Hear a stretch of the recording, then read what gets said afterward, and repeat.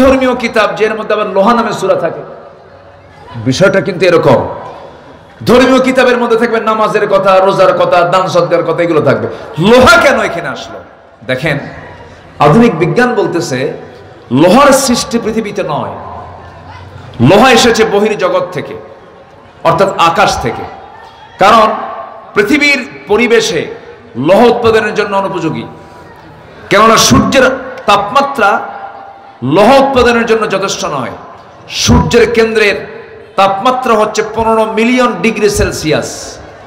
সূর্যের কেন্দ্রের তাপমাত্রা হচ্ছে, সূর্যের মূল সেন্টারে এটার তাপমাত্রা হচ্ছে 15 মিলিয়ন ডিগ্রি সেলসিয়াস। আমরা কিন্তু 30-35 কায়েত হয়ে পড়ি, 40 কায়েত হয়ে পড়ি, আর সূর্যের আভ্যন্তরীণ তাপমাত্রা হচ্ছে 15 মিলিয়ন ডিগ্রি সেলসিয়াস। কেউ তো আল্লাহু আকবার বললেন না? আচ্ছা, সূর্যের পৃষ্ঠে অর্থাৎ ফটোস্ফিয়ারের তাপমাত্রা হচ্ছে 5.5 থেকে 6,000 ডিগ্রি সেলসিয়াস। অথচ লোহা উৎপাদনের জন্য আনুমানিক 5 বিলিয়ন ডিগ্রি সেলসিয়াস প্রয়োজন। বিজ্ঞানীদের ধারণা কোন সুপারনোভা বিস্ফোরণ থেকে এই লোহার আগমন ঘটতে পারে, অর্থাৎ আকাশ থেকে এই লোহাটা পৃথিবীতে এসেছে, এটা বিজ্ঞান অনুমান করছে। অথচ 1500 বছর আগে কোরআনে কারীম আল্লাহ তাআলা সূরা হাদীদ নাজিল করে বলছেন কোরআন আকাশ থেকে নাজিল হয়েছে। জোরে বলে সুবহানাল্লাহ। আল্লাহ রাব্বুল আলামিন বলেন وَأَنزَلْنَا الْحَدِيدَ فِيهِ بَأْسٌ شَدِيدٌ وَمَنَافِعُ لِلنَّاسِ। সূরাতুল হাদীদ আয়াত নাম্বার 25। আমি নাজিল করেছি লৌহ যাতে রয়েছে প্রচন্ড শক্তি, মানুষের জন্য বহুবিধ উপকার। ওয়ানজালনা, আলেম ওলামা যারা আছেন, ওয়ানজালনা মানে কোনো কিছু থেকে উপর থেকে পড়ে যাওয়া, আকাশ থেকে নাজিল করেছেন লোহা। তিনি আমার কে? আসতে বলবেন না, তিনি আমার কে? অবদান কার? কার অবদান? এই পৃথিবীতে লোহা আবিষ্কারই হয় নাই, লোহা এসেছে আকাশ থেকে। আল্লাহু আকবার বলে। মানুষ কি করেছে? মানুষ কিছুই করে নাই। আল্লাহর সৃষ্টি নিয়ে একটু নাড়াচাড়া করে। কি করে? একটা চাল বানাতে পারে, একটা চাল, 1 ফোঁটা পানি, 1 ফোঁটা পানি বানাতে পারে না, 1 ফোঁটা চাল বানাতে পারে না। কোন কসু করছে মানুষ? হ্যাঁ, মানুষ কয়েছে অনেক কিছু করেছে। কি করেছে? একটা চাল বানাতে পারে নাই, 1 ফোঁটা পানি বানাতে পারে নাই। সব অবদান কার? কার? কার? আল্লাহ। সম্মানিত ভাইয়েরা, চোখ থেকে আপনি পানি বের হওয়ার কথা। আল্লাহ তাআলা কত মহান কুদরত, যা কিছু দেখি সব কার অবদান? আল্লাহর অবদান। আল্লাহ এখন বলছেন বান্দা বিবেকবান হও, আমাকে একটু চেনার চেষ্টা করো, আখিরাতকে খুঁজো, আমাকে খোঁজার চেষ্টা করো, আমাকে চেনার চেষ্টা করো। আল্লাহর দৃষ্টিতে বিবেকবান কারা? যাদের মধ্যে মোটামুটি ভাবে 9টা দিক যার মধ্যে আছে সে হলো বিবেকবান। কয়টা দিক বলেন? আমি কি একটাও বলেছি? না। যে উঠলোকে ধরেন তো, ওই যে দুজন উঠছে, ধরেন তো একটু, বসেন। আমি তো উঠতে দেব না। আমি আসছি এখানে 8:30টায়। আমি আজকে বলছি যে আমারে তাড়াতাড়ি উঠাবেন, দেরি করাবেন না, কিন্তু ওই একই কাহিনী বলতে বলতে বলতে বলতে আমারে দেরি করায় ফেলে। কেউ উঠবেন না। আমি আজকে আলোচনার একটা কমপ্লিমেন্টসি টানবো সবাইকে নিয়ে। জোরে বলি ইনশাআল্লাহ। আমরা বিবেকহীন হব না বিবেকবান হব? বিবেকহীন না বিবেকবান? আল্লাহ নিজে সার্টিফিকেট দিচ্ছেন যার মধ্যে 9টা গুণ থাকবে সে বিবেকবান।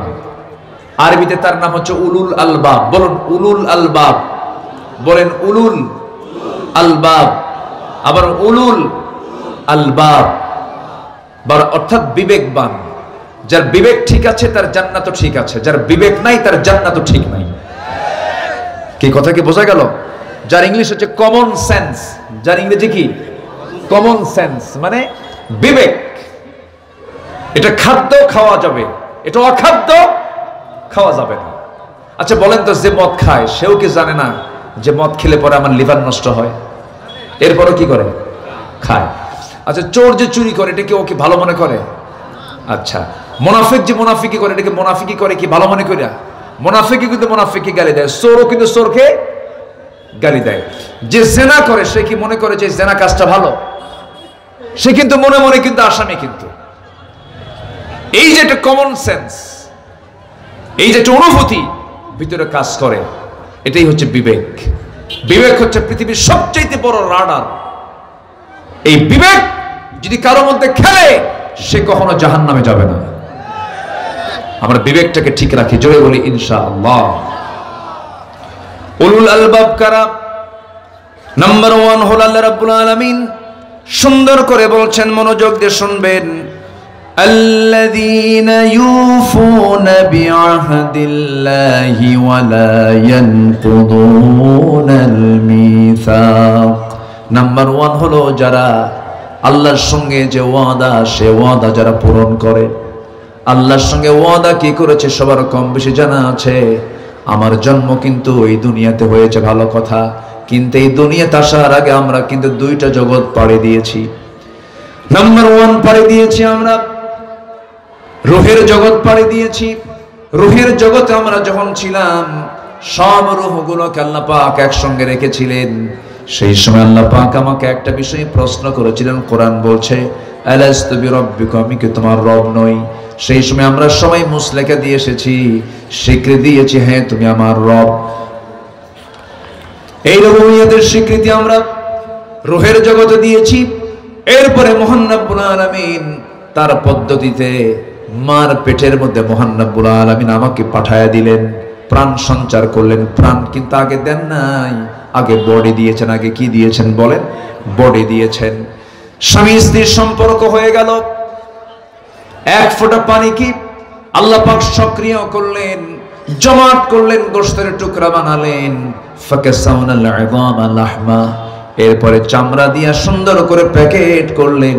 চোখের জায়গায় চোখ দিলেন, কানের জায়গায় কান দিলেন, নাকের জায়গায় নাক দিলেন, মুখের জায়গায় মুখ দিলেন, হাতের জায়গায় হাত দিলেন, পায়ের জায়গায় পা দিলেন। সব কিছু কমপ্লিট করলেন তিনি ওই সুরক্ষিত মার পেটের ভিতরে, যে পেটের মধ্যে কোনো প্রকার আলো নাই। পৃথিবীর সমস্ত কারখানাগুলো পর্যাপ্ত আলো ছাড়া সেই কারখানার প্রোডাকশন হয় না। কিন্তু আমার জন্ম, আপনার জন্ম এমন কারখানাতে, যেই কারখানার মধ্যে চুল পরিমাণ কোনো আলো নাই, কিন্তু নিখুঁত করে আমাকে আপনাকে সৃষ্টি করেছেন। ওই অন্ধকার পেটের মধ্যে তিনি আমার কে? তিনি আমার কে? আল্লাহ আমাকে বানিয়েছেন, এত সুন্দর করে বানিয়েছেন। পৃথিবীর কোনো মানুষের পক্ষে এমন সুন্দর করে বানানো সম্ভব নয়। চোখের জায়গায় চোখ দিয়েছেন, কানের জায়গায় কান দিয়েছেন, নাকের জায়গায় নাক দিয়েছেন, কপালের জায়গায় কপাল দিয়েছেন, চুলের জায়গায় চুল দিয়েছেন। চুলটা এই চামড়া হাতের তালুতে দেন না, হাতের তালুতে দিলে পরে সুবিধা না অসুবিধা বলেন? বলেন বলেন বলেন বলেন। এই জায়গায় চুল গজায়, এই জায়গায় চুল গজায়, মাথায় চুল গজায়। আল্লাহ রাব্বুল আলামিন চুলকে অর্ডার দিচ্ছেন, চুল কোথায় গজাবে, চুল কোন চামড়ায় গজাবে না। নাকের চামড়া কিন্তু একরকম, বুকের চামড়া আর এক রকম, আবার দেখবেন তালুর চামড়া আর এক রকম। একই বডির ভিতরে, একই মাথা থেকে পা পর্যন্ত সমস্ত চামড়ার মধ্যে কত ক্লাস চামড়া দিয়েছেন। পায়ের তালুর চামড়া একরকম, হাতের তালুর চামড়া একরকম, আবার এখানকার চামড়া একরকম, গালের চামড়া একরকম, হাজারো চামড়ার বিভিন্ন ক্লাসিফিকেশন করে দিয়েছেন। তিনি আমার কে? আসতে হলো, তিনি আমার কে? বুকের ঠান্ডা আর মুখের ঠান্ডা কি এক? বুকে যে ঠান্ডা লাগে, বুকের চামড়া যে ঠান্ডা লাগে, আর মুখের চামড়া কি এক? না। নাকটা দিয়েছেন মুখের সাথে। আকিদুল ভাই, এই নাকটা যদি ধরেন এই জায়গা থেকে আপনি সরাইয়া দেন, এই নাকটা এই জায়গা থেকে সরাইয়া দিলে পরে পৃথিবীর যত সুন্দর মানুষ হোক না কেন, মুখে নাক নাই, তার সৌন্দর্য আছে নাকি? শেষ হয়ে গেছে তার নাকের সৌন্দর্য। এই নাকটা যদি এই জায়গায় না দিয়ে যদি বগলের তলে দেওয়া হতো, কিসের তলে? বগলের তলে। গরমকাল না হয় সমস্যা নাই, শীতকালে এই পৌষ মাঘের শীতের ভিতরে 4-5টা কাপড়, তাও ঠান্ডা যায় না। খাইতে বসবেন, প্রথমে দরকার মুখে নেওয়া না নাকে নেওয়া? বলেন কোথায় নেবেন? আগে আগে নিতে হবে নাকে। নাক বলে দেবে ব্রেনকে, সিগন্যাল দেবে এটা খাবি, কারণ সুন্দর সুগন্ধ পাওয়া যাচ্ছে, বাসি না, গন্ধ না, ভালো কিছু। নাক আগে সিগন্যাল দেবে, ব্রেনে গিয়ে হিট করবে। এরপরে মুখের মধ্যে নিবেন, জিহ্বার উপরে পড়বে, জিহ্বা আবার সিগন্যাল দিবে, ভালো, খুব স্বাদ হয়েছে। সুবহানাল্লাহ বলবেন না? খাই তো হুঁশ থাকে না, খাই তো ঠিকই, কিন্তু হুঁশ তো থাকে না। অথচ জিহ্বায় স্বাদটা দিয়েছেন কে? নাকটা এখানে মুখের সঙ্গে লাগায় দিয়েছেন কে? আর বগলে যদি দেওয়া হতো তাহলে কি হতো? শীতের দিন 4-5টা কাপড় সব খুলে আগে নাকের সামনে খাবার দেওয়া বলা লাগতো, না বলে এটা জায়েজ কি না জায়েজ, কত সুবিধা হয়ে যেত। গতকালকে আমার চট্টগ্রাম